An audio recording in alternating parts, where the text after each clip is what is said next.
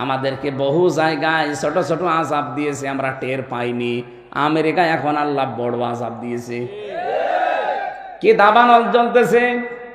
বাংলাদেশের মতো প্রায় 59টা দেশের মতো একটা দেশ আমেরিকা। এই দেশটা 59টা জোড়া দিলে যত বড় হয়, আমেরিকা একাই অত বড়। এ বিশাল দেশ। একদিকে বরফ পড়ে ঠান্ডা জমে যাচ্ছে, আর একদিকে আগুনে দাবানলে সব পুড়ে যাচ্ছে। আজকেই দেখলাম সকালবেলা 70,000 ওদের আগুন লিভানো মেশিন আছে। 70,000, একটা দুইটা না, 70,000 একযোগে কাজ করছে সমুদ্র থেকে পানি তুলে তুলে নিয়ে। কিন্তু পানি যত দেয় আগুনের ওপরে তত ধরে। আমার মাঝে মাঝে এই দৃশ্য দেখে মনে হচ্ছে গাজার ওই ছোট্ট ছোট্ট বাচ্চাদের কথা। ছোট ছোট বাচ্চাদেরকে, ছেলে মেয়েদেরকে, বুড়া বুড়িদেরকে ওরা ঘরের ভেতরে আটক করে তালা লাগিয়ে আগুন লাগিয়ে দিত। ভিডিওগুলো দেখেছি, চিৎকার করে করে তারা কাঁদতো, রব্বানা আখরিজনা মিন হাদিহিল ক্বরিয়াতিজ যালিমি আহলুহা ওয়াজআল লানা মিন লাদুনকা ওয়ালিয়্যা ওয়াজআল লানা মিন লাদুনকা নাসীরা। আমার ওই দৃশ্যটা খুব মনে পড়ে। একটা ছোট্ট বাচ্চা আগুনের ভেতরে পুড়তে পুড়তে সব পুড়ে গেছে, মুখে এখনো আগুন লাগেনি। মুখটা বের করে বলছে, আল্লাহ তোমার সাহায্য কত দূর। আমার মনে হয় ছোট্ট বাচ্চাটার ওই মেয়েটার মুখের কথা আমার আরো শেষে ধাক্কা লেগেছে। এখন দেখেন, একটা বাড়ি ঘর নেই। বাংলাদেশের মতো বিশাল একটা এলাকা পুড়িয়ে পোড়া সাফ, কিচ্ছু নেই। অথচ কাজ করছে কত হাজার মেশিন, 70,000। চেষ্টা সব ব্যর্থ। যত রকমের উন্নত প্রযুক্তি ছিল সব ওরা ব্যবহার করেছে, কিচ্ছু হচ্ছে না। শেষ পর্যায়ে এখন যারা আলেম আছে, ইমাম আছে, তাদেরকে বলছে আপনারা আযান দেন।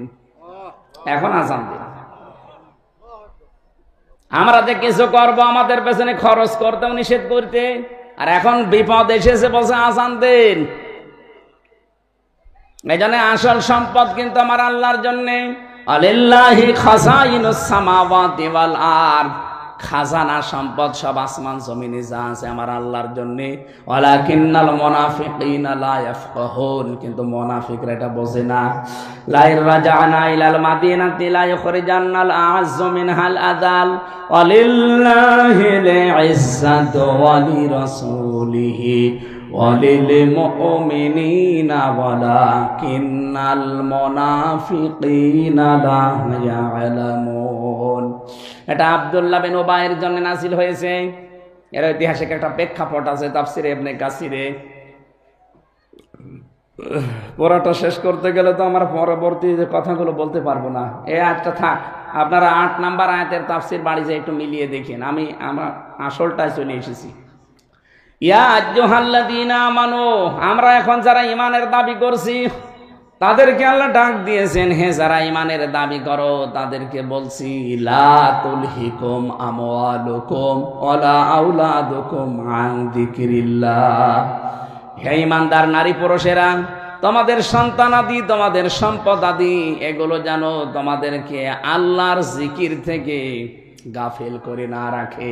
তার সাথে তিনি সংসার করার পরে হযরতে সাউদা জিজ্ঞাসা করেন, হে নবী আপনি তো গিয়েছিলেন নামাজে, তাড়াতাড়ি করে চলে আসলেন কেন? বিশ্ব নবী বলে, দেখো আমি যাচ্ছিলাম কিন্তু বেপরদা একটা মহিলা আমার সামনে পড়ে গেছে। ওদিকে তাকালে যেহেতু গুনাহ হবে, এই জন্য নিজের স্ত্রীর দিকে এসে তাকালাম। মনের ভেতরে যেহেতু আকাঙ্ক্ষা ছিল, এই জন্য সংসারও করেছি। আপনি বলেন তো, শয়তান যাকে ধোঁকা দিতে পারতো না তিনি আমাদের নবী। তার মানে শয়তানের ধোঁকা থেকে আল্লাহ তাকে রক্ষা করে রেখেছিলেন। এই কথা বোঝেন? কোরআনে কারীম জানিয়েছে, ওয়ায়ানসুরাকাল্লাহু নাসরান আজিজা। মহান রব্বুল ইজ্জত ওয়াল জালাল তাকে শক্ত সাহায্য করেছেন দুনিয়ায়। এত মজবুত, এত শক্ত সাহায্য তাকে করেছিলেন যে শয়তানের ধোঁকা থেকে নবীজি মুহাম্মদুর রাসূলুল্লাহ মুক্ত ছিলেন। শয়তান থেকে ধোঁকা দিতে পারে নাই। এই মানুষটা যদি বেপরদা মহিলা দেখলে তারপরও শয়তান তাকে অ্যাটাক করার চেষ্টা করে। আমরা যারা বলি যে আমাদের মন পবিত্র আছে, আমাদের অসুবিধা নেই, আপনি কি বলেন? আপনি কি এই যে বাইরে মহিলা প্যান্ডেল দেখতে পাচ্ছেন, এখানে মেয়েরা বসে আছে, ওদেরকে যদি এখন বলা হয় যে ফাঁকা ফাঁকা জায়গাগুলোতে বসে পড়েন, মানবেন আপনারা? আর এটা জায়েজ আছে? কি বুঝলেন এখান থেকে? এতগুলো জায়গা ফাঁকা পড়ে আছে, মেয়েরাও আছে পর্দার সাথে, ওরা কেউ খোলামেলা নেই। আপনি যে দেখেন প্রত্যেকেই বোরকা পরা, এমনকি মুখও ঢেকে বসে আছে। এরকম পর্দাশীল মহিলা এখানে এসে মাঝখানে বসাবেন, আপনি রাজি না? তাহলে যে দরবারগুলোতে নারী পুরুষ এক জায়গায় জিকির করে, এদেরটা জায়েজ হয় কি করে?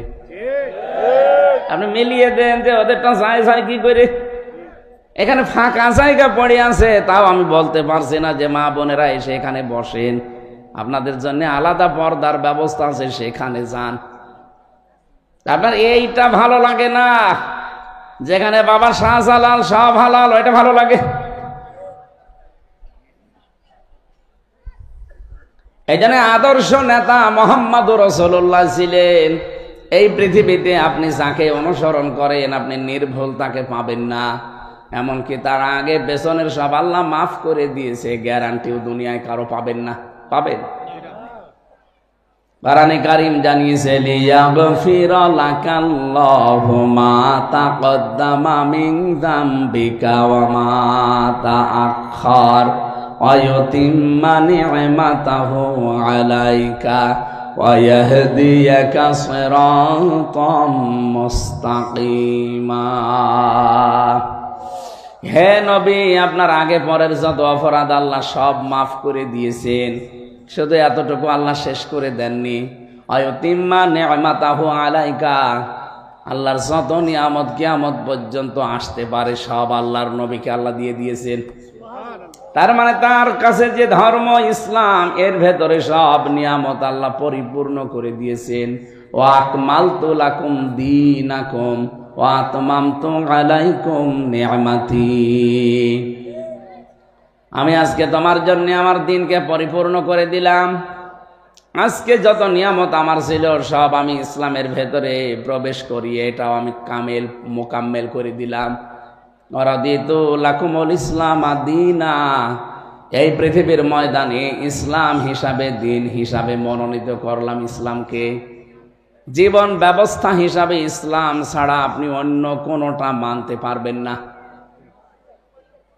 এই আয়াতগুলো থেকে প্রমাণ হয় এতটুকু, শুধু এতটুকু আল্লাহ শেষ করে দিয়েছেন না। এর পরের শব্দটা ওয়ায়াহদিয়াকা সিরাতাম মুস্তাকিমা, হে নবী আপনাকে আমি সিরাতে মুস্তাকিম এইটার উপরে পরিচালিত করেছি, এটার উপরে আপনাকে আমি পথ দেখিয়েছি। সুতরাং যার গ্যারান্টি আছে আপনি তাকে বাদ দিয়ে কোন মানুষকে অনুসরণ করেন? নেতৃত্বের বিষয়টা যদি শুধু দুনিয়ার বিষয় হতো, আল্লাহর কসম আমি এখানে উচ্চারণ করতাম না। আজ নেতা ঠিক নেই, এই কারণে হাজারো মানুষ বিভ্রান্তিতে আছে। সাফ কথা শোনেন, যেই দলের নেতা জাহান্নামে যাবে, ওই দলের যত কর্মী আছে সব তার সাথে জাহান্নামে যাওয়া লাগবে। এটা আমি বানালাম। হ্যাঁ, সূরা হুদ 12 নম্বর পারা 12 নম্বর পৃষ্ঠার 1 নম্বর লাইনের 98 নম্বর আয়াত। যত তাফসির আছে বাংলাদেশে, বাংলা খুলে দেখেন, এইটাই লেখা আছে। আপনি রাগ না করে এই আয়াতগুলো বাড়িতে মিলান। আমি তো আয়াত, পারা, পৃষ্ঠা, লাইন, রুকু সব নাম বলে দিচ্ছি। এরপরেও যদি কারো রাগ হয় তাহলে আয়াত কেটে কোরআন থেকে বাদ দিয়ে দেন। এটা তো পারবেন নাকি? ইয়াকদুমু কওমাহু ইয়াওমাল কিয়ামাতি ফাআওরাদাহুমুন নার ওয়া বিইসাল বিরদুল মাওরুদ। যদি আয়াতটা ফেরাউন সম্পর্কে নাযিল হওয়া, তাফসিরে সব মুফাসসিরে আয়াতের ব্যাপারে একমত যে যে দলের নেতা জাহান্নামে যাবে ওই দলের যত অনুসারী কর্মী সব তার সাথে জাহান্নামে যাবে। এবার নিজের সাথে মিলান তো আপনার অবস্থান কোন জায়গায়। আমি বারবার কেন এই শব্দটা বলছি, দুনিয়ার বিষয় হলে শুধু বলতাম না, এটা সম্পর্ক আখিরাতের সাথে। কোরআনে কারীম জানিয়েছে কিয়ামতের ময়দানে প্রতিটি মানুষকে আল্লাহ যখন বিচারের জন্য ডাকবেন, কাউকে প্রথম নাম্বারে একা একা ডেকে জিজ্ঞাসা করে নেবেন, অকুল্লুহুম আতিহি ইয়াউমাল কিয়ামাতি ফারদা। সূরা মরিয়ম 16 নম্বর পারার 10 নম্বর পৃষ্ঠার 15 নম্বর লাইনের 95 নম্বর আয়াতে আছে যে কিয়ামতে প্রতিটি মানুষকে কিন্তু আল্লাহ বিচার করার জন্য ডাকবে, একজন একজন করে। কয়জন করে? কথা বুঝতেছেন? এই আয়াত থেকে কি প্রমাণ পাওয়া যায় বলেন তো? এই বাংলাদেশে অনেক পীর নামে কলঙ্ক, তারা মানুষকে ধোঁকা দিয়ে বোকা বানিয়ে ব্যবসা করে খাচ্ছে যে কিয়ামতে আমার বাবা যান, আমার দাদা যান, আমার মুরব্বী, আমার পীর সাহেব লক্ষ লক্ষ মানুষ নিয়ে হাজির হবে। এটা মিথ্যা কথা। এই আয়াত অনুযায়ী এটা পুরা মিথ্যা কথা। তাহলে আয়াত আপনি কেটে বাদ দেওয়া লাগবে, নয়তো আপনার পীরের কথা মিলবে না। এমনকি অনেকে এই নিয়তে মরিদ হয় যে 2-3 জন পীরের কাছে মরিদ হয়েছি, কোনো চিন্তা নেই, একজন না পারলে আর একজন আছে। আরে ভণ্ড, কিসের একজন আছে আর একজন আছে? ওরাই তো নিজেদের হিসাব নিয়ে বাঁচবে না। যেখানে নবীদের মতো পাওয়ারফুল মানুষ ইয়া নাফসি করতে করতে কুল কিনারা পাবে না, সেখানে পৃথিবীর কোন সাধারণ মানুষের খবর আছে? আরো জোরে বলেন। সুতরাং এটা ধোঁকা। কিয়ামতে আপনাকে আল্লাহর সামনে দাঁড়াতে হবে স্রেফ একা একা। কয়জন করে? কেউ থাকবেন আপনার সাথে। যদি এটা খণ্ডন করতে পারেন নিয়ে আসেন, কোন মাওলানা নিয়ে আসবেন, নিয়ে আসেন। আপনাকে আল্লাহ কিয়ামতে স্রেফ একা ডাকবে, কোনো মানুষ থাকবেন আপনার সাথে। এটা যে বিচারের প্রথম ধাপ। বাংলাদেশে কয় প্রকার বিচার হয় বলেন তো? 4 প্রকার। আপনারা তো আইন আদালতের সাথে সম্পর্ক নেই, আপনার সব আল্লাহর ওলি। আমরা তো জেলে যাব, আমরা নাকি? আইন আদালত আমাদের জানা লাগবে, কারণ আমরা অপরাধী, আমরা জেলে যাব, ওগুলো জানা লাগবে। এই যে বিবাড়ি একটা জেলা,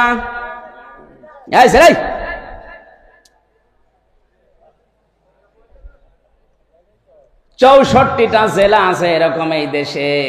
এই বিবাড়িয়া জেলার ম্যাজিস্ট্রেট কোর্ট থেকে যদি আপনার বিরুদ্ধে রায় হয়, আপনি কি বলতে পারবেন আমি মানি না? পারবেন না। এতটুকু বলার ক্ষমতা আপনি রাখেন যে আমি ন্যায় বিচার পাইনি, আমি ওপরে যাব ন্যায় বিচারের জন্য। যান আপনি জজ কোর্টে যান, এইটাও আপনার এই জেলায় পাবেন। বিবাড়িয়া জেলায় যদি জজ কোর্ট থেকে আপনার বিরুদ্ধে রায় আসে, আপনি বলতে পারবেন না আমি মানি না। এতটুকু বলার ক্ষমতা আপনার আছে যে আমি ন্যায় বিচার পাইনি, আমি ওপরে যাব। এবার আর আপনার এই জেলা শহরে হবে না, যাওয়া লাগবে এবার ঢাকাতে হাইকোর্টে। হাইকোর্ট থেকে আপনার বিরুদ্ধে রায় যদি আসে, আপনি বলতে পারবেন না যে মানি না, তাহলে রাষ্ট্রদ্রোহী মামলা হবে। এতটুকু বলার ক্ষমতা আপনার আছে যে আমি ন্যায় বিচার পাইনি, আমি আরো উপরে যাব। যান সুপ্রিম কোর্টে যান। সুপ্রিম কোর্ট আবার 2 ভাগে বিভক্ত। এই কথা বলে কে গো? কি আশ্চর্য! মোবাইলে কথা বলছেন নাকি? হ্যাঁ, এত জরুরি আপনার? একটু পরে দেন, ঘন্টা খানেক পরে দেন।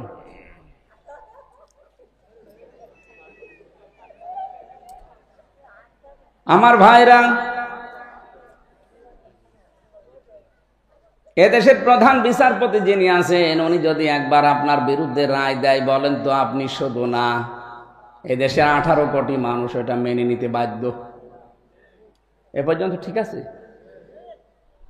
18 কোটি না, এদেশে যদি 100 কোটি মানুষও থাকে, এ দেশের যিনি প্রধান বিচারপতি, উনি একবার রায় দিয়ে দিলে আপনি মেনে নিতে বাধ্য হবেন। না মানলে আপনার জন্য হয় জেলখানা, না এই দেশ থেকে তাড়িয়ে দেবে। এ কথা বলেন না কেন? এ দেশের বিচার ব্যবস্থায় আমরা কয় প্রকার রায় পেলাম? আরো জোরে। আল্লাহ পাক বলেন কিয়ামতে আমিও রায় দেব 2টা। 1 নম্বরে প্রথমে তোকে ডাক দিয়ে একা আমার সামনে হাজির করাবো। তাহলে এই বিচারের প্রথম ধাপে কিন্তু আপনার সাথে কেউ বলেন না কেন? তাহলে কেউ যদি বলে যে না তোর বাবার সাথে থাকবে, এ পীর সাহেব আছে সাথে, এটা মিথ্যা কথা না? এই কথা বিশ্বাস করে আপনি নিজের কাজ নিজে বাদ দিয়ে বাবার উপরে ছেড়ে দিয়ে ভুল করছেন। এই জন্য ভুল যেন আপনি আর না করেন। বিশ্বনবী মুহাম্মদ রাসূলুল্লাহ সাল্লাল্লাহু আলাইহি ওয়াসাল্লামের মতো এত বড় মানুষ, আল্লাহর পরে যার স্থান, তিনিও নিজের মেয়েকে, নিজের নাতিকে, নিজের ফুফুকে মাঝে মাঝে ডাক দিয়ে বলতেন আমার উপরে ভরসা করে কোনো লাভ নেই। উলমা কুনতু বিদআম মিনার রাসূলি ওয়া মা আদরি মা ইউফআলু বি ওয়ালা বিকুম। আয়াত নাযিল হওয়ার পরে নবীজি নিজের ফুফুকে ডাকলেন সফিয়া, হে আমার ফুফু সফিয়া, হে আমার নাতি হাসান হুসাইন, হে আমার মেয়ে ফাতেমা। এইমাত্র কোরআনের আয়াত নাযিল হয়েছে যে কিয়ামতে কিন্তু এই পরিচয়ে কাজ হবে যে আমার নাতি, আমার নানা নবী ছিল, আমার বাবা নবী ছিল, আমার ভাতিজা নবী ছিল। এই ওসিলায় আমি পার পেয়ে যাব না, আমার উপরে কোনো ভরসায় লাভ নেই, নিজের কাজ করো নিজে। বলেন তো, নিজের মেয়েকে, নিজের ফুফুকে, নিজের নাতিকে যদি একটা কথা বলতে পারে যে আমরা কোথায়, ৬,০০০ কিলোমিটার দূরে আছি আমরা, তার মদিনা থেকে আমরা আসি এখানে ৬,০০০ কিলোমিটার দূরে, তার নিজের আত্মীয় স্বজনকে যদি এ কথা সতর্ক করে, আমাদের জন্য কি আলাদা? আর ভাই, আমি আমার ইমান থেকে কথা বলছি, নিজের সাথে মিলান। এক্ষুনি যদি চোখ বন্ধ হয়ে যায়, বলেন তো, এখন আপনাকে বাড়ি নিয়ে যাবে, মারা গেলেন, বাড়ি নিয়ে গিয়ে যদি বলে আপনার বউ চৌকির উপরে, খাটের উপরে থাকে, আপনার খাটের নিচে আপনাকে মাটি দেওয়া হবে, কোন বউ আছে রাজি হবে বলেন? অথচ ঘরটার জন্য আপনি দুনিয়া শেষ করে দিয়েছেন। ঘরের ভেতরে শুধু যদি বলা হয় 10 দিন আমরা এখানে রেখে দেব, ওই একদিনও রাখতে দেবেন, আপনার যত ভালোবাসার বউ হোক। আল্লাহ বারবার কোরআনে আয়াতটা দিয়েছেন, আমাল হায়াতুদ দুনিয়া ইল্লা মাতাউল গুরুর। হ্যাঁ, পৃথিবীর মানুষ, দুনিয়ার জীবন কিন্তু ধোঁকা। এটা কি?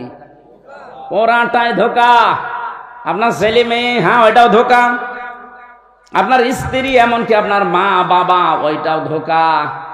পৃথিবীর সব কিছুকে আল্লাহ ধোঁকার সাথে তুলনা দিয়েছেন। এই কারণে আমি আমার নিজের জীবনে দেখেছি, আমার 3 পুরুষের পরে আমার আর মনে নেই, আমি চিনিও না।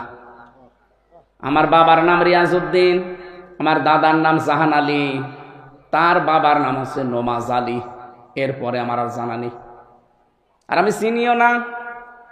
অথচ নমাজ আলীর বাবা সর্বোচ্চ 61 বছর আগে মারা গেছে। ওই লোকটা যদি এখন কবর থেকে উঠে এসে বলে কুষ্টিয়াতে এই 2 তলা বাড়ি আমার, এই ভিটা আমার, বলেন তো দাঁত মুখ সব খুলে ফেলবো না? ভান্ডামি করার জায়গা পান না। কিসের নমাজ আলীর বাপ আপনি? আমি তো নমাজ আলীকে চিনি না। কথা বলছেন না কেন? মাত্র 61 বছর আগে লোকটা মরে গেছে। এর ভেতরে যদি আমি তারে না চিনি, আর আমি চিনব না, কারণ আমি তারা দেখিনি। নমাজ আলীকেও আমি দেখিনি, আমার দাদাকে পর্যন্ত আমি দেখেছি, এরপরে ওনার বাবারে আমি আর দেখিনি। এখন ওই লোকটা চেহারা কেমন ছিল আমি তাও জানি না। নাম তো শুধু জানি যে নমাজ আলী, উনি আমাদের সর্দার বংশের লোক, এলাকায় তিনি মাতব্বর ছিলেন। ওই লোকটা এখন যদি এসে বলে হামজা এই যে 2 তলা বাড়ি এটা আমি বানিয়েছিলাম, এ বিশাল ভিটা, এই 100 বিঘার বিশাল ভিটা এটা আমার, বলেন তো আমি, আমার বউ, আমার এমনকি আমার ছেলে মেয়ে যারা আছে, এরা কেউ ওই বুড়াকে থাকতে দেবে? বলবে আপনার যদি জায়গা না হয় তো মসজিদে গিয়ে থাকেন, কাজান, সকালবেলা এখান থেকে কেটে পড়বেন। আবার হয়তো ষড়যন্ত্র করে আবার লোকজন নিয়ে আসতে পারে, এই জন্য বলা হবে যে তাড়াতাড়ি এলাকা ছাড়েন, কালকে যেন আপনার চেহারা এলাকায় না দেখি। এইটাই দুনিয়া। এখানে আমরা যারা বসে আছি, 100 বছর পরে যদি এখানে কেউ আমরা ফিরে আসি, বলেন তো এই জায়গায় 100 বছর পরে যারা আসবো, একজন লোক এখানে পাবেন? যারা আসবে সব নতুন মানুষ, ওরা তো আর আপনাকে চিনি না। মাত্র 100 বছর পরে এসে দেখবেন দুনিয়া পুরা পাল্টিয়ে গেছে। আপনার নিজে এখানে যারা বাস করবে তারা আপনার নিজেরই নাতির নাতির নাতি হবে, কিন্তু তারা চিনবে না। নবীজি নিজের মেয়েকে, নিজের ফুফুকে, নিজের নাতিকে যদি বলতে পারে আমার পরিচয়ে কোনো কাজ হবে না। আমি এটা বারবার বলছি এই কারণে, কারণ এই ব্রাহ্মণবাড়িয়া, কুমিল্লা, এই 2 জেলায় বাংলাদেশে ঝামেলা বেশি। এরা আন্দাজে নাম নিয়েছে আমরা সুন্নি। কিসের সুন্নি? আপনি সুন্নি যদি কেউ দাবি করে, এই সুন্নত মানা লাগবে যে নিজের কাজ নিজে করবেন, কারো উপরে ফেলে রাখবেন না। আন্দাজে এক মহাব্বত দেখিয়ে নাম নিয়েছেন সুন্নি। না, সুন্নত তো অনুসরণ করেছে হযরতে তালহা রাদিয়াল্লাহু তাআলা আনহু। নবীজির শরীরটাকে বাঁচাতে নিজের পিঠে 80টা তীর খেয়েছে, এরপরও নবীর শরীরে লাগতে দেয়নি। আর বিশ্ব নবীর আদর্শ গড়াগড়ি যাচ্ছে। এ নবীর একটা আদর্শ বাংলাদেশে কায়েম নেই। আপনি কি করেছেন? একটা তীর তো আপনার বুকে লাগে না। সুতরাং ধোঁকা দিয়েছে, বোকা বানাচ্ছেন আপনি, এটা নিজেও জানেন এবং মানুষও অনেকে জানে, কিন্তু আমরা কিছু বলতে পারছি না। রব্বুল আলামিন বলেন, ওয়া ইন্না মিনহুম লাফারিকান ইয়ালবুনা আলসিনাতাহুম বিল কিতাবি লিতাহসাবুহু মিনাল কিতাব ওয়া ইয়াকুলুনা হুয়া মিন ইনদিল্লাহি ওয়া মা হুয়া মিন ইনদিল্লাহ ওয়া ইয়াকুলুনা আলাল্লাহিল কাযিবা ওয়া হুম ইয়ালামুন। বলেন আল্লাহু আকবার। সূরা আলে ইমরান 78 নম্বর আয়াতে আছে, আল্লাহ তাআলা বলেন মানুষের ভেতরে অনেক আলোচক, বক্তা, ইমাম, খতিব এরকম বক্তব্য দিয়ে থাকে। দেখবেন রং ঢং দিয়ে, জহব্বা উলট পালট করে, সুর সার দিয়ে এমন কায়দায় কথা বলবে মনে হবে যে কোরআনের কথাই বলছে। তারা নিজেরা বলবে এগুলো আল্লাহ নাযিল করেছে, এগুলো কিতাবে আছে। আল্লাহ বলেন না, এরকম কোনো কথা আমার কিতাবে আমি দেইনি। তারা যা বলে আমার সম্পর্কে ওগুলো মিথ্যা বলে এবং তারা নিজেরা জানেও। এটা সবচাইতে বেশি হয় এই ব্রাহ্মণবাড়িয়া জেলায়। মনে করছেন হুজুর কোনো খবর রাখে না?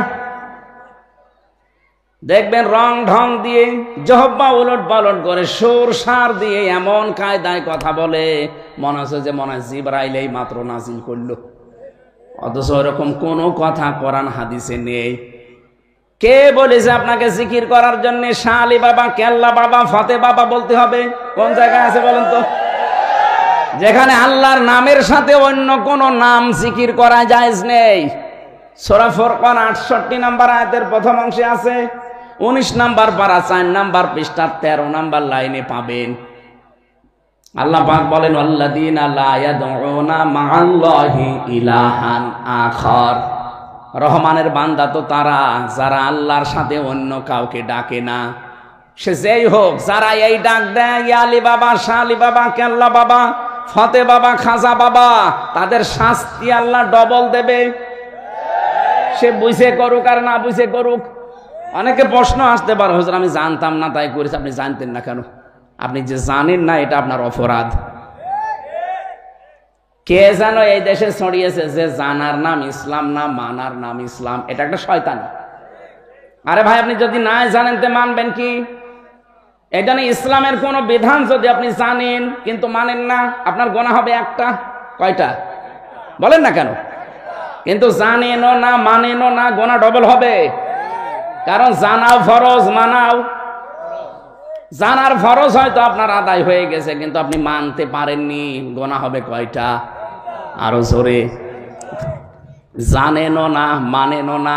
জানাও ছিল ফরজ, মানাও ছিল, তাহলে 2টা ফরজ লঙ্ঘন করলে গুনাহ কয়টা হবে? সুতরাং যারা আমার এই তাহেরি ভাইয়ের সাথে মিলে কেল্লা বাবা, ফতে বাবা জিকির করছেন, জেনে করেন আর না জেনে করেন, আপনার শাস্তি ডবল হবে। যদি বলেন দলিলের পরের আয়াত দলিল আছে, 69 নম্বর আয়াত, ইউদাফ লাহুল আযাব ইয়াউমাল কিয়ামাহ, আল্লাহ বলেন ওদের শাস্তি আমি ডবল দেব। সুতরাং আজকে সিদ্ধান্ত নেওয়া লাগবে, আল্লাহর সাথে আমি অন্য কাউকে আর ডাকবো না। কি কথা বলে বোঝা যায় না? রাসূলুল্লাহর নামে জিকির করা জায়েজ নেই। আপনি রাসূলের নামে দরুদ পড়বেন, কারণ জিকির একটা ইবাদত। কি এই জিকির হবে কার নামে? আরো জোরে বলেন। আজকে থেকে ওরা যদি বলে না কেল্লা বাবা জিকির করা যায়, সে বলবে আয়াত দেখান, কোন জায়গায় কেল্লার নাম আছে দেখান।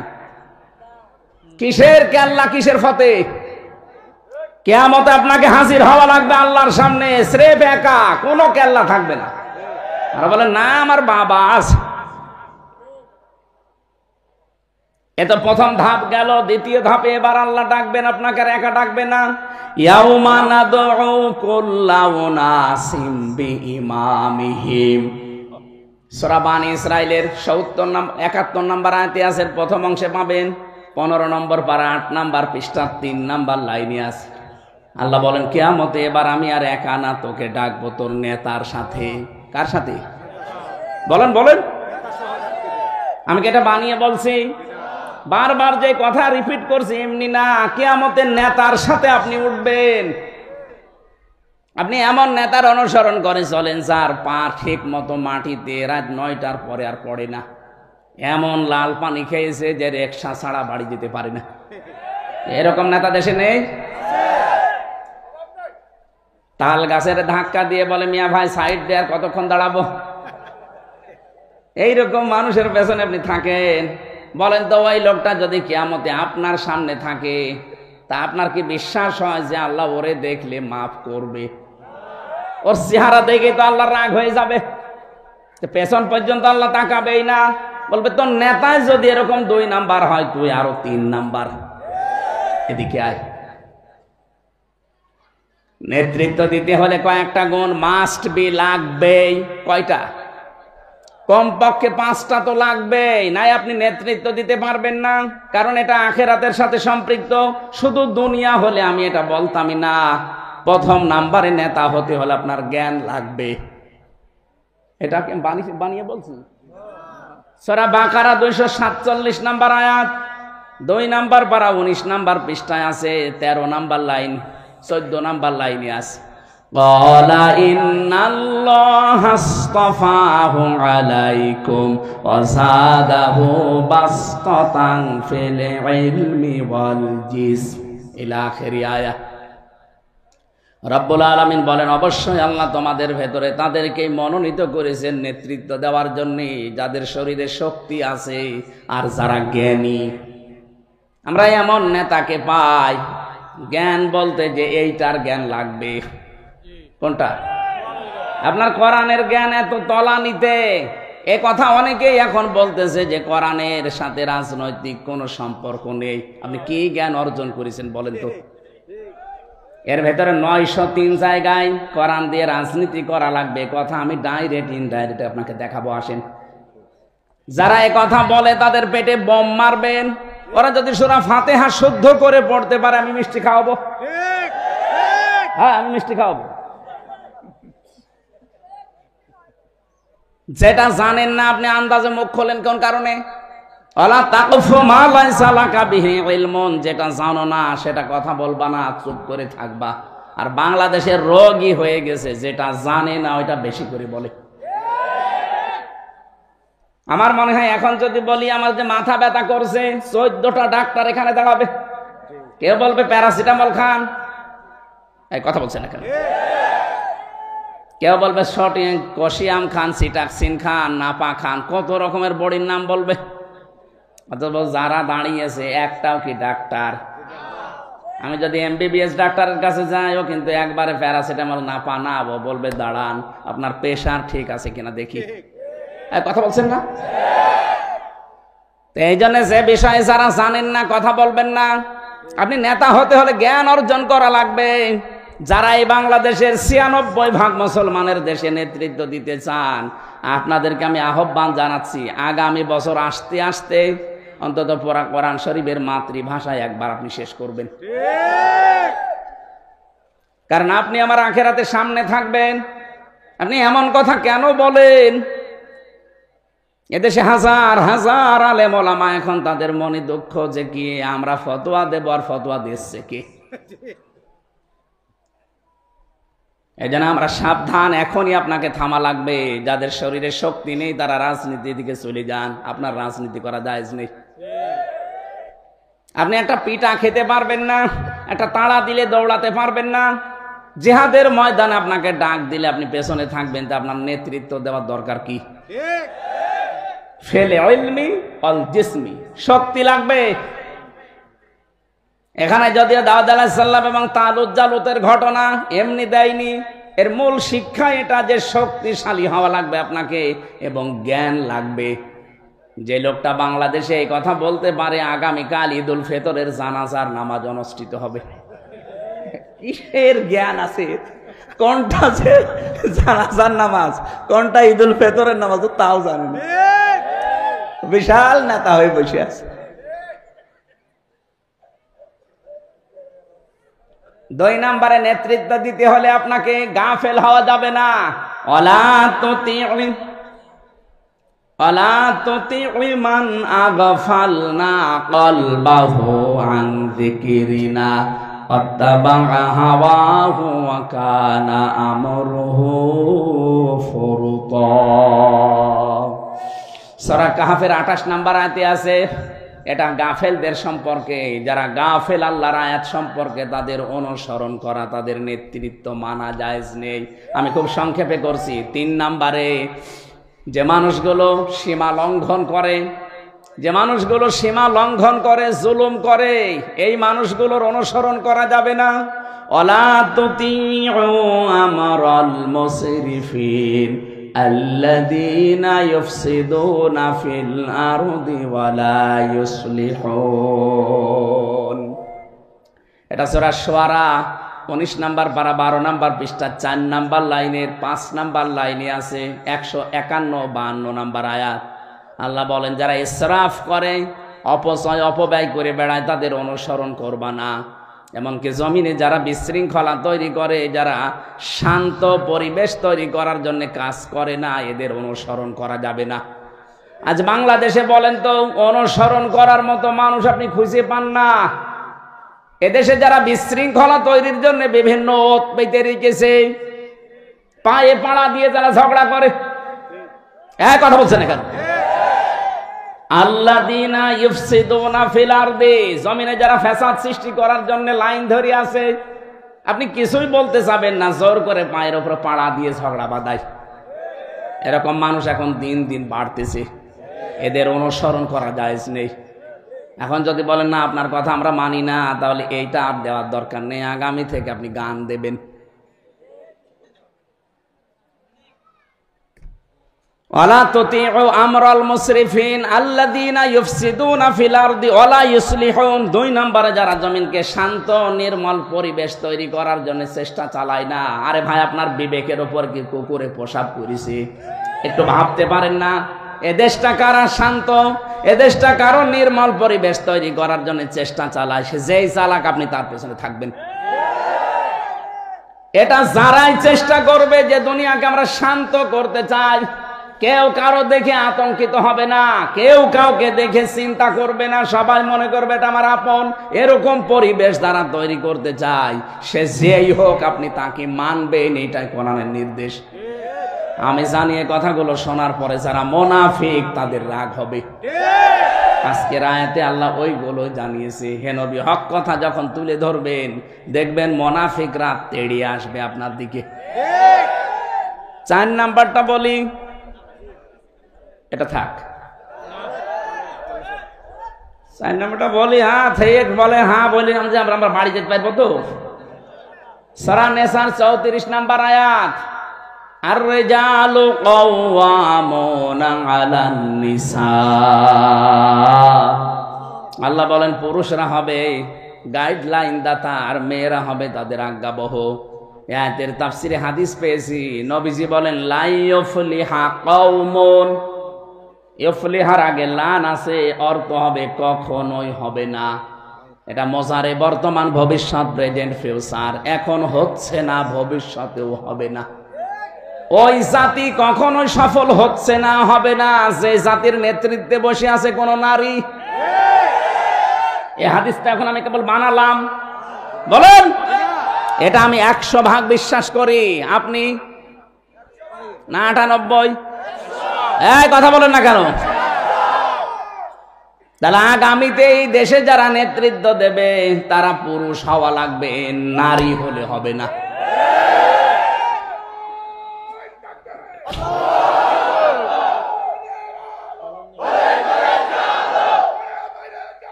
আমার মনে হয় কথাগুলো মেনে নিতে পারলে নবীর এই কথাকে আল্লাহ বাস্তবে দেখাতো। কথা আমরা মেনে নিতে পারি না, এই জন্য 54 বছর আল্লাহ আমাদের দেখায় না। আমরা বিশ্বাস করি নবীর হাদিস ঠিক, কিন্তু মানতে পারি না। বলেন তো, এই আগামীতে যারাই আসবে এই দেশে ক্ষমতায়, তারা নারী হলে চলবে না পুরুষ হওয়া লাগবে? 5 নাম্বারটা শেষ বলবো। সূরা বাকারা 1 নাম্বার পারা 18 নাম্বার পৃষ্ঠা 3 নাম্বার লাইনের 124 নাম্বার আয়াতে আছে, ওয়াইদ বিতালা ইব্রাহিম রাব্বুহু বিকালিমাতিন ফাতাম্মাহুন্না ক্বালা ইন্নী জাইলুকা লিন-নাসি ইমামা ক্বালা ওয়া মিন যুররিয়্যাতি ক্বালা লা ইয়ানালু আহদিজ যালিমিন। রব্বুল আলামিন বলেন, তোমাদের জাতির পিতা ইব্রাহিম নবী আলাইহিস সালামকে আমি কিন্তু পদে পদে পরীক্ষা করেছিলাম। যতগুলো পরীক্ষা তাকে করলাম একটাও সে ফেল করে নাই, প্রত্যেকটায় পাশ করেছে। এমনকি আগুনের পরীক্ষায় সে যখন উত্তীর্ণ হয়ে গেল, আমি আল্লাহ তাকে বললাম, তোমাকে আমি মানব জাতির নেতা বানিয়ে দিলাম। হযরত ইব্রাহিম ওই সময় তিনি বলেছিলেন, আল্লাহ এই যে নেতা নেতৃত্ব দেওয়া, এটা কি আমি শুধু একাই পেয়েছি, নাকি আমার যারা সন্তানাদি দুনিয়ায় কিয়ামত পর্যন্ত আসবে এরাও পাবে? আল্লাহ বলেন, ক্বালা লা ইয়ানালু আহদিজ যালিমিন। এই যে ইয়ানালু, এটা মুজারে, বর্তমান ভবিষ্যৎ, প্রেজেন্ট ফিউচার। আল্লাহ বলেন, হ্যাঁ তোমার সন্তানদের ভেতরে নেতা হতে পারবে কিয়ামত পর্যন্ত, কিন্তু যারা জালেম তাদের জন্য আমার কোনো অঙ্গীকার নেই। তার মানে জালেমদের জন্য নেতা হওয়া হারাম। বলেন, সুলাইমান নবীর কাহিনী আমরা অনেক মজা করে শুনি। আরে ভাই, সুলাইমান নবীর কাহিনী মজার জন্য শোনার ব্যাপার না। তিনি যখন রাস্তা দিয়ে হাঁটছিলেন, হাত্তা ইযা আতাও আলা ওয়াদিন নামলি ক্বালাত নামলাতু ইয়া আইয়ুহান নামলু দুখুলু মাসাকিনাকুম লা ইয়াহতিমান্নাকুম সুলাইমানু ওয়া জুনুদুহু ওয়া হুম লা ইয়াশউরুন। এদিকে তাকান। হযরত সুলাইমান 3 বাহিনী নিয়ে যাচ্ছিলেন, মানুষ, জিন আর পশু পাখি। হঠাৎ করে দেখলেন রাস্তার পাশে পিপিলিকার একটা ঢিবা, ওই পিপিলিকার ঘর। পিপিলিকা একটা, যেটা নেতা, যেটা মাথা মোটা, ওটা দাঁড়িয়ে গেছে নিজের ঠ্যাঙের ওপরে, পায়ের উপরে ভর দিয়ে। নিজের যারা জাতি আছে তাদেরকে আহ্বান জানাচ্ছে যে সুলাইমান আসতেছে, তাড়াতাড়ি করে নিজের নিরাপদ স্থানে বাসায় প্রবেশ করো। হযরত সুলাইমান কথাটা শোনার পরে পিপিলিকা হাতে তুলে নিলেন। দেখলেন যতগুলো এখানে পিপিলিকা আছে, পিঁপড়া আছে, তার ভেতরে এটা একটু মোটা সাইজে বড়। সে নিচে পায়ের ওপরে ভর দিয়ে, ঠ্যাঙের ওপরে ভর দিয়ে জাতিকে সতর্ক করছে যে সবাই প্রবেশ করো, তাড়াতাড়ি সুলাইমান আসতেছে তার লোকজন নিয়ে, দলবল নিয়ে। মনের অজান্তে, অজ্ঞাতসারে তোমাদেরকে পিষে মেরে ফেলতে পারে, তাড়াতাড়ি করো। আল্লাহ এত খুশি হয়েছিলেন সুলাইমান নবী। হযরতে সুলাইমান তিনি হেসে ফেললেন। ফাতাবাসসামা দাহিকাম মিন কওলিহা, এই ছোট্ট পিপিলিকার কথা পর্যন্ত শুনে তিনি হেসে ফেলেছিলেন। তিনি হাতের উপরে তুলে নিয়ে দেখলেন পিপিলিকা তার ঠ্যাঙের উপরে এখনো ভর দিয়ে আছে। নিজের জীবন বিপন্ন হয়ে যায়, যাক আমার জাতি যেন বেঁচে থাকে, এইটাই তিনি শিক্ষা দিতে চেয়েছিলেন। আমি যতগুলো তাফসীর পড়েছি, সব মুফাসসির এখানে সামারাইজ করে এটা শিক্ষা দিতে চেয়েছেন যে জাতির নেতৃত্ব যারা দেবে, জাতির যারা নেতা হবে, নিজের জীবনকে পর্যন্ত তারা মানবতার জন্য বিলিয়ে দেবে। আর আপনি কি করেন? আপনি শুধু আখের গোছানো ধান্দায় আছেন। কিসের নেতা আপনি? নেতৃত্ব দিতে হলে যেই দিন থেকে শুরু করবেন ওই দিন থেকে বলবেন, ইন্না সালাতি ওয়া নুসুকি ওয়া মাহইয়ায়া ওয়া মামাতি লিল্লাহি রাব্বিল আলামিন। আমার নামাজ, আমার বেঁচে থাকা, আমার মরে যাওয়া, আমার যত ত্যাগ তিতিক্ষা কোরবানি, এখানে নুসুকের অর্থ তিনটা। নুসুকের প্রথম অর্থ হজের ক্রিয়াকলাপ, নুসুকের 2 নাম্বার অর্থ পশু কোরবানি করা, নুসুকের 3 নাম্বার অর্থ ইবাদত বন্দেগী। আমার যত কিছু আছে ত্যাগ তিতিক্ষা আমি সব আমার আল্লাহর জন্য আজকে থেকে দিয়ে দিলাম, এরপরে মাঠে নামবেন। এইরকম 5টি গুণ কমপক্ষে আপনার ভেতরে থাকা লাগবে, এরপরে আপনি নেতৃত্বের এই জায়গায় আসতে পারেন। আমরা যাদেরকে দেখি একটাও নেই, আন্দাজে দাবি করে। একজন রাসূলের এই কোরআনে কারীম যেটা আল্লাহ নাযিল করে তার উপরে জানিয়েছেন, আল্লাহ যেন আমাদের সামনে এই 5 গুণের বিশিষ্ট মানুষকে সামনে এনে দেন। সূরা মুনাফিকের 4 নাম্বার আয়াত থেকে আমরা তাফসীর করার জন্য বসেছিলাম। থাকবেন না আপনারা? আমরা তেলাওয়াত করে আরম্ভ করছি। রব্বুল আলামিন বলেন, ওয়াইদা রাআইতাহুম তুজিবুকা আজসামুহুম। হে নবী, আপনি মুনাফিকদের একটা বিষয় দেখবেন, তাদের চাকচিক্য চেহারা দেখলে আপনি কিন্তু ভুলে যাবেন।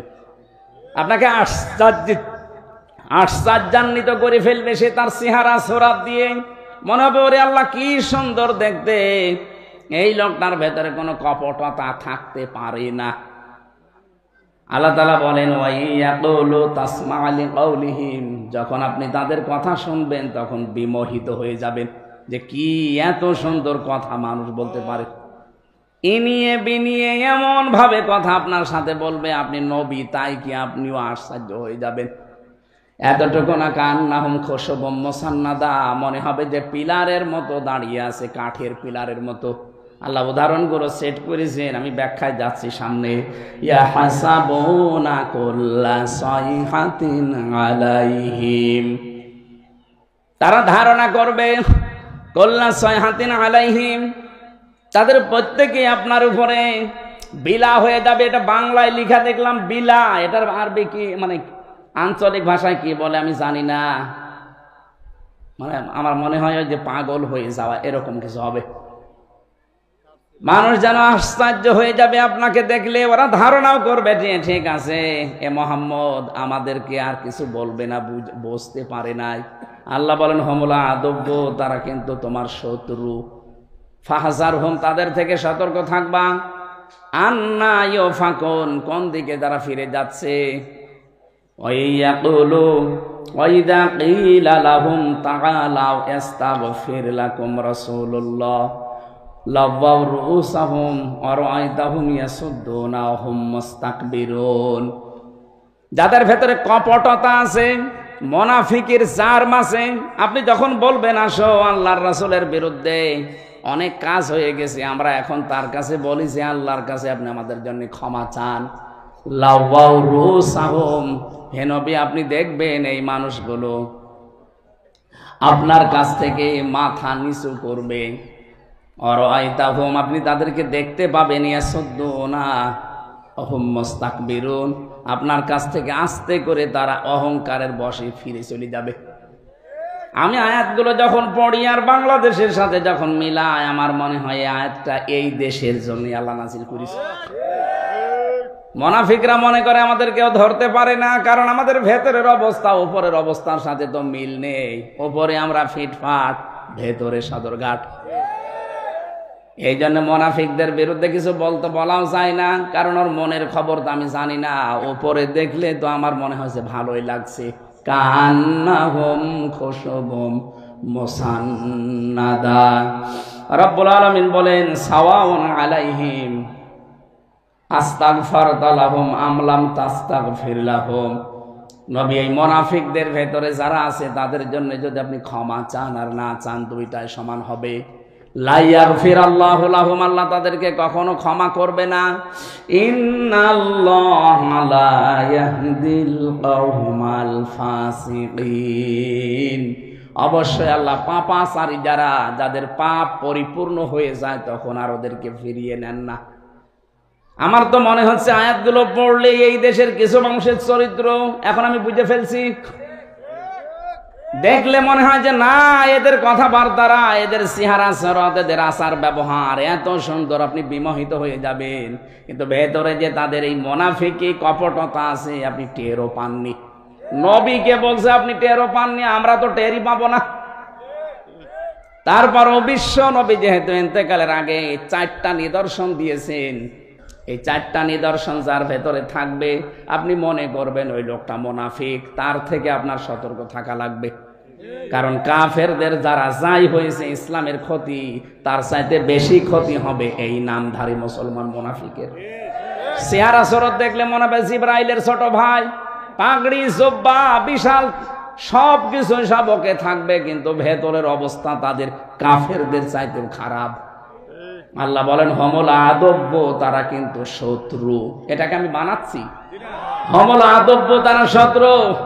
আপনি যখন আবু সেহেলকে শত্রু মনে করেন, ইসলামের এই লেবাসধারী এই শয়তানগুলোকেও শত্রু মনে করা লাগবে। কারণ ওদের উপরে ফিটফাট দেখতে আপনি বিমোহিত হয়ে যাবেন দেখলে, কিন্তু ভেতরে এদের কপটতা এত বেশি, আপনি কল্পনাও করেন না যে মানুষ এত নিচে নামতে পারে। রব্বুল আলামিন বলেন এদের জন্য ক্ষমা চাবেন না, 4টা গুণ দেখবেন। 1 নম্বরে আয়াতুল মুনাফিক, কোন জায়গায় সালাসাতুন, কোন জায়গায় আরবাতুন আছে, যে মুনাফিকদের চিহ্ন নিদর্শন 3টা বা 4টা। ইদা হাদ্দাসা কাযাবা, কথা বললেই তারা মিথ্যা কথা বলে। সে ধর্মের নামে বলুক আর ধর্মের বাইরে বলুক, কথা বললেই মিথ্যা কথা বলে। 2 নম্বর ওয়াইদা ওয়াদা আখলাফা, ওয়াদা করলে খেলাফ করে, ঠিক রাখে না।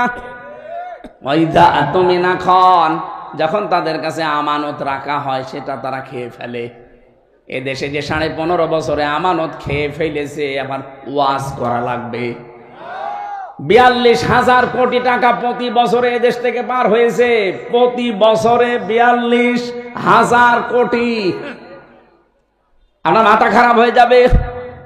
এক একজনের যে টাকার বহর, আমার কুষ্টিয়ার হানিফ এই যে দুদক ধরেছে তারে, ওদিকে সাতক্ষীরা, বাগেরহাট, খুলনার প্রায় অর্ধেক জায়গায় তার। একটা মানুষের জমি লাগে কয় বিঘা? 1-2 বিঘা না, কয়েক হাজার বিঘা জমি নিয়ে মাছের ঘের বানিয়েছে। অথচ ওনার পরিবার তো আমরা চিনি। ও যদি কিয়ামত পর্যন্ত হায়াত পাও, তাই এত জমি কেনা ওর সম্ভব না, যদি কামাই করে কিনতে হতো। প্রত্যেকের চরিত্রে আমরা এখন তাই দেখতে পাচ্ছি। একজনের শুনলাম 620টা বাড়ি। আর এই যে দরবেশ যেটা সালমান এফ রহমান, 36,000 কোটি টাকা চুরি করেছে। 36 টাকা না, 36,000 না, 36 লাখও না, 36,000 কোটি। পদ্মা সেতু বানিয়েছে 32,000 কোটি দিয়ে, তাও 4 বার দুর্নীতির মাধ্যমে। এখন যারা আছে দায়িত্বে তারা প্রমাণ দিচ্ছে এই পদ্মা সেতু যত টাকা দিয়ে বানিয়েছে, ওই টাকা দিয়ে এরকম সেতু 4টা বানানো যায়। খালি বড় বড় মেগা নাম নিয়েছে প্রকল্প, আর মেগা ডাকাতি করেছে। ছাত্রদের দ্বারা আক্রান্ত হয়ে যায় যে কি এটা যেন, ওই যে মেট্রো রেল বলেছিল 1 বছর সময় লাগবে এটা সারতে, আর এত টাকা খরচ হবে। অথচ 2.5 মাসের ভেতরে পুরা কমপ্লিট করে চলানো আরম্ভ করে দিয়েছে। তার মানে ওরা থাকলে কি করতো আপনি টের পাচ্ছেন। 4 নাম্বারটা ভালো করে বোঝেন। কথা বললে মিথ্যা কথা বলবে, ওয়াদা করলে খেলাফ করবে, কিছু রাখলে খেয়ে ফেলবে। 4 নাম্বারটা ঝগড়া হলে গালি দেবে। এটা বাংলাদেশে নেই। এই যে এরকম মুরব্বী মানুষ আমি দেখেছি, এরকম মুরব্বী মানুষ, আমার মতো ছেলে আছে, আমার মতো মেয়ে আছে, আমাদের সামনে আমার মাকে গালি দেয়। এরকম মুরব্বী দেশে নেই? আপনি দেন না তো?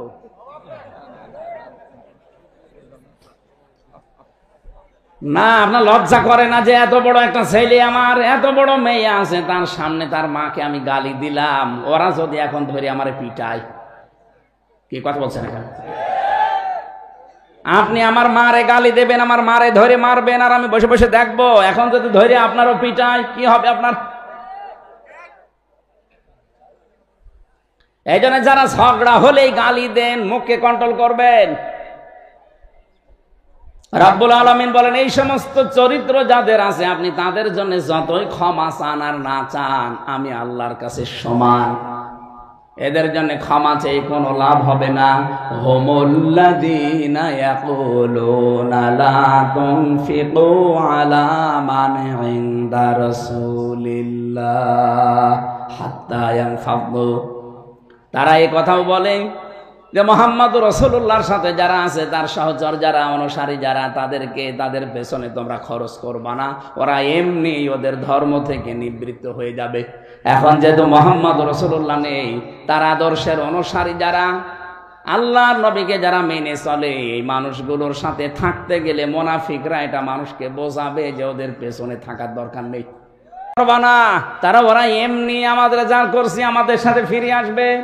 রব্বুল আলামিন বলেন ওরা তো বোঝে না। ওয়ালিল্লাহি খাযাইনুস সামাওয়াতি ওয়াল আরদ ওয়ালাকিন্নাল মুনাফিকিনা লা ইয়াফকাহুন। এই পৃথিবীতে যা আমি আল্লাহ বানিয়েছি, আসমান জমিনে যা আছে সব আমি আল্লাহর জন্য, আমার রাসূলের জন্য, কিন্তু ওরা মুনাফিক, ওরা টের পায় না, বোঝে না। পৃথিবী আসলে কার বলেন তো? আসলেই কিন্তু আসল মালিক আমার আল্লাহ। এর ভেতরে আপনাকে পরীক্ষার জন্য আল্লাহ পাঠিয়েছেন। এ পরীক্ষায় যখন ফেল হয়ে যান তখন আল্লাহ ফেরানোর জন্য মাঝে মাঝে ছোট আযাব, মাঝে মাঝে বড় আযাব দেয়। আমাদেরকে বহু জায়গায় ছোট ছোট আযাব দিয়েছে, আমরা টের পাইনি। আমেরিকায় এখন আল্লাহ বড় আযাব দিয়েছে। কি দাবানল চলতেছে। বাংলাদেশের মতো প্রায় 59টা দেশের মতো একটা দেশ আমেরিকা। এ দেশটা 59টা জোড়া দিলে যত বড় হয়, আমেরিকা একাই অত বড়। এ বিশাল দেশ। একদিকে বরফ পড়ে ঠান্ডা জমে যাচ্ছে, আর একদিকে আগুনে দাবানলে সব পুড়ে যাচ্ছে। আজকেই দেখলাম সকালবেলা 70,000 ওদের আগুন লিভানো মেশিন আছে। 70,000, একটা দুইটা না, 70,000 একযোগে কাজ করছে সমুদ্র থেকে পানি তুলে তুলে নিয়ে। কিন্তু পানি যত দেয় আগুনের ওপরে তত ধরে। আমার মাঝে মাঝে এই দৃশ্য দেখে মনে হচ্ছে গাজার ওই ছোট্ট ছোট্ট বাচ্চাদের কথা। ছোট ছোট বাচ্চাদেরকে, ছেলে মেয়েদেরকে, বুড়া বুড়িদেরকে ওরা ঘরের ভেতরে আটক করে তালা লাগিয়ে আগুন লাগিয়ে দিত। ভিডিওগুলো দেখেছি, চিৎকার করে করে তারা কাঁদতো, রব্বানা আখরিজনা মিন হাদিহিল ক্বরিয়াতিজ যালিমি আহলুহা ওয়াজআল লানা মিন লাদুনকা ওয়ালিয়্যা ওয়াজআল লানা মিন লাদুনকা নাসীরা। আমার ওই দৃশ্যটা খুব মনে পড়ে। একটা ছোট্ট বাচ্চা আগুনের ভেতরে পুড়তে পুড়তে সব পুড়ে গেছে, মুখে এখনো আগুন লাগেনি। মুখটা বের করে বলছে, আল্লাহ তোমার সাহায্য কত দূর। আমার মনে হয় ছোট্ট বাচ্চাটার, ওই মেয়েটার মুখের কথা আমার আরো শেষে ধাক্কা লেগেছে। এখন দেখেন একটা বাড়ি ঘর নেই। বাংলাদেশের মতো বিশাল একটা এলাকা পুড়িয়ে পোড়া সাফ, কিচ্ছু নেই। অথচ কাজ করছে কত হাজার মেশিন, 70,000। চেষ্টা সব ব্যর্থ। যত রকমের উন্নত প্রযুক্তি ছিল সব ওরা ব্যবহার করেছে, কিচ্ছু হচ্ছে না। শেষ পর্যায়ে এখন যারা আলেম আছে, ইমাম আছে, তাদেরকে বলছে আপনারা আযান দেন। এখন আযান দেন। আমরা যে কিছু করবো আমাদের পেছনে খরচ করতেও নিষেধ করতে, আর এখন বিপদ এসেছে বলছে আযান দেন। এই জন্য আসল সম্পদ কিন্তু আমার আল্লাহর জন্য। আলিল্লাহি খাযাইনুস সামাওয়াতি ওয়াল আরদ। খাজানা সম্পদ সব আসমান জমিনে যা আছে আমার আল্লাহর জন্য। ওয়ালাকিন্নাল মুনাফিকিনা লা ইয়াফকাহুন, কিন্তু মুনাফিকরা এটা বোঝে না। লা ইরজানা ইলাল মাদিনাতি লা ইখরিজান্নাল আ'আজ্জু মিনহাল আযাল ওয়ালিল্লাহিল ইজ্জাতু ওয়া লিরাসূলিহি ওয়ালিল মুমিনিনা ওয়ালাকিন্নাল মুনাফিকিনা লা ইয়ালামুন। এটা আব্দুল্লাহ বিন উবাইয়ের জন্য নাযিল হয়েছে। এর ঐতিহাসিক একটা প্রেক্ষাপট আছে তাফসীরে ইবনে কাসিরে। পড়াটা শেষ করতে গেলে তো আমরা পরবর্তী যে কথাগুলো বলতে পারবো না। এই আয়াতটা থাক। আপনারা 8 নাম্বার আয়াতের তাফসীর বাড়ি যেয়ে একটু মিলিয়ে দেখেন। আমি আমার আসলটাই চলে এসেছি। ইয়া আইয়ুহাল্লাযীনা আমানু, আমরা এখন যারা ঈমানের দাবি করছি তাদেরকে আল্লাহ ডাক দিয়েছেন, হে যারা ঈমানের দাবি করো তাদেরকে বলছি, লা তুলহিকুম আমওয়ালুকুম ওয়ালা আওলাদুকুম আন যিকরিল্লাহ। হে ঈমানদার নারী পুরুষেরা, তোমাদের সন্তানাদি, তোমাদের সম্পদ আদি এগুলো যেন তোমাদেরকে আল্লাহর জিকির থেকে গাফিল করে না রাখে। অমাইয়াফাল যালিকা ফাউলাইকা হুমুল খাসিরুন। কেউ যদি সত্যি সন্তান আদি সম্পদ আদি এদের পেছনে পড়ে আমি আল্লাহর জিকির থেকে গাফেল থাকে, আমি আল্লাহ বলছি সে ক্ষতিগ্রস্ত হবে। কে বলছে? এখানে আমার বিষয় হচ্ছে, প্রথম হচ্ছে আমওয়ালুকুম আওলাদুকুম, মাল আর সম্পদ, মাল আর সন্তান সন্ততি এগুলোর সাথে জিকিরের সম্পর্ক কি? জিকির মানে এখানে শুধু সুবহানাল্লাহ, আলহামদুলিল্লাহ, আল্লাহু আকবার না, এখানে জিকির মানে আল্লাহর আদেশ। জিকির মানে কি? আল্লাহর আদেশ থেকে কেউ যদি গাফেল হয়ে পড়ে, আল্লাহর আদেশ থেকে কেউ যদি নিবৃত্ত থাকে, আল্লাহর আদেশ মানতে সময় পায় না, আল্লাহ রাব্বুল আলামিন বলেন ওর জীবন ক্ষতিগ্রস্ত হবে। অহুম ইয়াস্তারিখুনা ফিহা রাব্বানা আখরিজনা না'মাল সালিহান গায়রাল্লাযী কুন্না না'মাল আওয়ালাম নুআম্মিরকুম মা ইলা আখিরি আয়া। ওই মানুষগুলোকে যখন আমি দোজখের ভেতরে দগ্ধ করব, ওদের পৃষ্ঠদেশ, ওদের মুখমণ্ডলী আগুন দিয়ে ঝলসাবো, তো মানুষগুলো বলবে আল্লাহ একটু সময় দাও, দুনিয়ায় খালি যাবো আর নেক কাজ করে তোমার কাছে আবার চলে আসবো। আল্লাহ পাক বলেন আওয়ালাম নুআম্মিরকুম, আমি কি তোমাদেরকে হায়াত দেইনি? তোমাদেরকে কি সময় আমি দেইনি? যে সময় দিয়েছিলাম, হাত্তা ইযা জাহাদাহুমুল মাউতু ক্বালা রাব্বিরজিউন লাআল্লি আ'মালু সালিহান ফীমা তারাকতু কাল্লা ইন্নাহা কালিমাতুন হুয়া কাইলুহা ইলা আখিরি আয়া।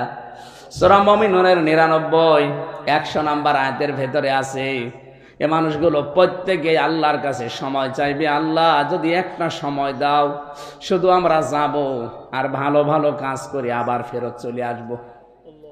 আল্লাহ তাআলা বলেন আমি কি তোমাদের সময় দেইনি? এটা তো তোমাদের মুখের কথা, এরকম বহু কথা জীবনে বলেছো, একটাও ঠিক রাখোনি।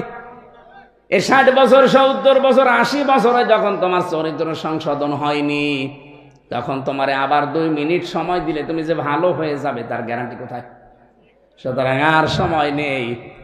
ওয়ালা ইউআখিরাল্লাহু নাফসান ইযা জাআ আজালুহা, যার যতটুকু সময় দিয়েছিলাম ওইটাই ফাইনাল। পাস করতে পারলে ভালো, ফেল করলে কপাল পোড়া। আমরা কিন্তু সেই একেবারে সেই হলে আসি, পরীক্ষার হলে। কি কথা বলছেন এখন? আমরা পরীক্ষার হলে আসি না? পাস করলে আপনার জীবন সাকসেস, এইটাই। ফেল করলেও আপনার জীবনে কপাল পোড়া, এইটাই। এর আগে পরে আর কিছু নেই। আবার যে সময় পাবেন না সে সময় আল্লাহ আর দেবে না, সেটা আগেই জানিয়ে দিয়েছেন। এখানে যারা আমরা পরীক্ষা দিয়ে পাশ করেছি, প্রত্যেকটি পরীক্ষার্থী যখন পরীক্ষা দিতে যাব, হলে ঢোকার পর বসে আছি, তারপরও প্রশ্নপত্র দেয় না। যখন ঘন্টা বাজাবে তখন প্রশ্নপত্র দেবে। কথা বলছে না কেন? অথচ আল্লাহ সে কথায় কি হবে সেটার আগেই প্রশ্নপত্র পাঠিয়ে দিয়েছেন। এরপরেও যদি কেউ আমরা ফেল করে থাকি, আমার মতো কপাল পোড়া হতভাগা আর কেউ নেই। রব্বুল আলামিন বলেন ওই মানুষগুলো বলবে ওয়ানফিকু মিম্মা রাযাকনাকুম মিন ক্বাবলি আয়াতি আহাদাকুমুল মাউতু ফায়াকুলা রাব্বি লাউলা আখখারতানি ইলা আজালিন করিব ফাসাদদাকা ওয়া আকুম মিনাস সালিহিন। একটু সময় আমি চাই, এই একটু সময় চাইবে যে একটু সময় দাও, আমি শুধু যাবো আর যত সম্পদের মালিক ছিলাম সব আমি দিয়ে আসবো তোমার ইসলামের জন্য, মানবতার জন্য। শুধু দিয়ে আসবো না, ফাসাদদাকা ওয়া আকুম মিনাস সালিহিন, আমি ভালো হয়ে যাব। আল্লাহ পাক বলেন ফাসাদদাকা ওয়া কুম মিনাস সালিহিন, এই দুইটা কথা আমার কাছেও গ্যারান্টি দেবে যে আমি একদিকে সাদকা করব, 2 নম্বরে আমি সলিহিন নেককার হয়ে যাব। কিন্তু আমার তো একটা নিয়ম আছে যে স্যার একবার পাঠিয়েছি ওরে আর পরবর্তীতে পাঠাবো না। যদিও 2 জন মানুষকে আল্লাহ পাঠাবেন আবার, হযরতে ঈসা ইমাম মাহদী আলাইহিস সালাম, এই পৃথিবীতে তারা আসবে, তাদেরটা আলাদা। তাছাড়া কিয়ামত পর্যন্ত একবার যে যাবে আর কোনোদিন যদিও অন্য ধর্মের এই বিশ্বাস আছে যে হিন্দুরা বিশ্বাস করে যে পুনর্জন্মে একবার চলে গেলে নাকি আবার আরেকবার আসবে, ভালো কাজ করে গেলে মানুষ হয়ে আসবে আর খারাপ কাজ করে গেলে কুকুর হয়ে আসবে, এইটা ওরা বিশ্বাস করে। কিন্তু আমাদের দ্বারা ওইটা না, আমাদের বিশ্বাস হচ্ছে ইযা জাআ আজালুহুম লা ইস্তাখিরুনা সাআতাও ওয়ালা ইস্তাকদিমুন। একবার যে চলে যাবে, যার জীবনের হায়াত যতটুকু ওই শেষ। আপনি যতটুকু ওই হায়াত পেয়েছেন ওই হায়াতের জবাব দেওয়া লাগবে আপনাকে। হায়াত কতটুকু? স্বপ্নদেশ যেদিন শুরু হবে, স্বপ্নদোষ শুরু হওয়ার পর থেকে যেই কয়দিন দুনিয়ায় বেঁচে আছেন ওই কয়দিনের হিসাব দেওয়া লাগবে। কথা বুঝতেছে? তার মানে বালেগ হওয়ার লক্ষণ এইটা, যেই দিন আপনার স্বপ্নদোষ শুরু হয়েছে, মনে করেন 12 বছরে বা 15 বছরে, এই 15 থেকে যেই কয় বছর দুনিয়ায় বেঁচে থাকবেন ওই কয় বছরের পাই টু পাই হিসাব দেওয়া লাগবে। মা বোন যারা এসেছেন, খাদিজাতুল কুবরাকে অনুসরণ করবেন তার জীবনী পড়ে। আমি জেলখানায় বসে বসে মেয়েদের জন্য বিশেষ করে পারিবারিক জীবন নিয়ে বই লিখেছিলাম। পুরা পরিবার দেখেছি জেলখানায় 3 বছর, বহু মানুষকে দেখেছি ওই জায়গায়, খালি স্ত্রীর কারণে জেল খাটতেছি। হয় যৌতুকের মামলা, অথবা সংশোধনের জন্য একটা থাপ্পড় দিয়েছিল, ছাতা মরে গেছে। এরকম বহু মামলায় মানুষ, 100 জনের প্রায় কমপক্ষে 60 জন তো এরকম মামলার আসামি, পারিবারিক জীবন।